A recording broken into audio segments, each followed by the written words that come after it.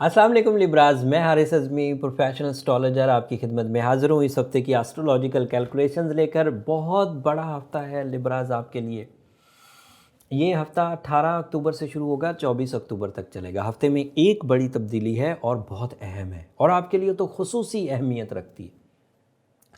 ये तब्दीली सूरज से रिलेटेड है, सन से। सन आपके फर्स्ट हाउस में से निकल कर आपके सेकेंड हाउस में दाखिल होगा। ये साल का सबसे ताकतवर मंथ होगा। आगाज़ हो जाएगा 22 अक्टूबर से। मैं वीकली बयान कर रहा हूँ इसलिए एक वीक की ही तशरीह करूँगा आपके सामने, बट जहन में रखिएगा कि ये 30 दिन का टाइम है। सूरज एक ऐसा इम्पॉर्टेंट एंड अफेक्टिव प्लैनेट है जिसकी वजह से जब जिस हाउस में भी वो हो उस हाउस में भरपूर परफॉर्मेंसेस शुरू हो जाती हैं। जैसे ये पिछले दिनों फर्स्ट हाउस में था, इन दिनों भी फर्स्ट हाउस में, अभी तो 22 अक्टूबर को ये सेकंड हाउस में जाएगा। तो फर्स्ट हाउस में इसने आपकी शख्सियत को, आपकी नेचर को, आपके इमोशंस को, आपकी सलाहियतों को पॉलिश किया। उस पॉलिशिंग से आपको इंडिविजुअल एडवांटेजेस मिले होंगे, जैसे आपने अपनी कुछ कमज़ोरियां दूर कर ली होंगी, कुछ शख्सियत को ग्रो कर लिया होगा, कुछ मैच्योरिटी बढ़ गई होगी, कुछ एहसास पैदा हो गया होगा, कुछ कर गुजरने का दिल करता होगा। So now after 22 of October आपको वो रिसोर्सेज मिलेंगे जिनमें आप अपनी वो प्रीवियस एबिलिटीज़ को यूज़ करके मनी मेकिंग कर सकते हैं, मटीरियल एडवांटेजेस अर्न कर सकते हैं, विरासती फ़वाइद ले सकते हैं, कैरियर ओरिएंटेड अचीवमेंट्स कर सकते हैं, इन्वेस्टमेंट्स कर सकते हैं, सेल कर सकते हैं, परचेजिंग कर सकते हैं, आगाज़ कर सकते हैं किसी काम का, जॉब के हसूल के लिए कोशिशें कर सकते हैं। मर्द हों या ख़वातीन, उनमें ये ग्रोथ की वजह बनेगा ही बनेगा। एक पहलू इसका ये हो गया। दूसरा पहलू ये कि सेकंड हाउस में मरकरी ऑलरेडी रेट्रोग्रेड चल रहा है, जिसकी वजह से जहनी कारकर्दगी में कुछ ज़ोफ़ था, कुछ कमज़ोरी थी। सो सन जैसे ही सेकंड हाउस में दाखिल होगा, वो जो मरकरी की रेट्रोग्रेशन से जहनी ज़ोफ़ था, बोलने में कुछ शाये थे, आप परफॉर्म नहीं कर पा रहे थे, हक नहीं मांग पा रहे थे, क्रिएटिविटी नहीं कर पा रहे थे, प्लान नहीं कर पा रहे थे, डिसीजन नहीं ले पा रहे थे। नाउ सन एंड मरकरी आपस में मिलने से मरकरी की कमज़ोरी ख़त्म हो जाएगी and you are going good. ये उसका दूसरा एडवांटेज हो गया। उसका तीसरा एडवांटेज सुने, सन इन सेकंड हाउस साल के तमाम वो नेगेटिव इम्पैक्ट्स जिसमें आपके ऊपर गम थे, बीमारी थी, पेंडेमिक इश्यूज थे, साइकोलॉजिकल ग्लूमीनेस थी, रिलेशनशिप ट्रबल्स थी, सूरज अब सेकंड हाउस में आकर, क्योंकि ज़िंदगी को तकरीबन 60% ग्रोथ देने की सलाहियत रखता है, तो इससे वो पिछले 10 महीनों की कमज़ोरियां दूर हो जाएं के पूरे चांसेस हैं, अगर कोई स्ट्रॉन्ग लिब्रा इस वक्त इस सीज़न को कैश कर ले तो। इसका चौथा एडवांटेज सुने, sun is source of heat, sun is source of light, sun is source of energy. जब लाइट मिलेगी तो नए रास्ते दिखेंगे, बहुत बारीकियों को भी आप जज कर सकेंगे, लोगों की नीयतें तक समझ सकेंगे, अपनी कमज़ोरियां दूर कर सकेंगे। अब आप अपनी खराबियों के साथ आगे नहीं बढ़ेंगे।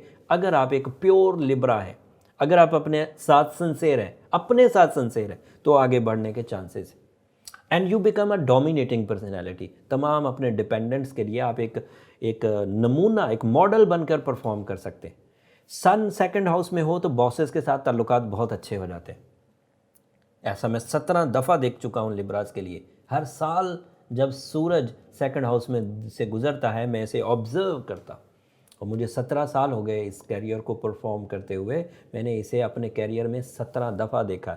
आप तो इस वीडियो के बाद शायद पहली दफ़ा इसको फील करने की कोशिश करेंगे, उसमें से आधा आप ऑब्ज़र्व कर सकेंगे, आधा कर भी नहीं पाएंगे।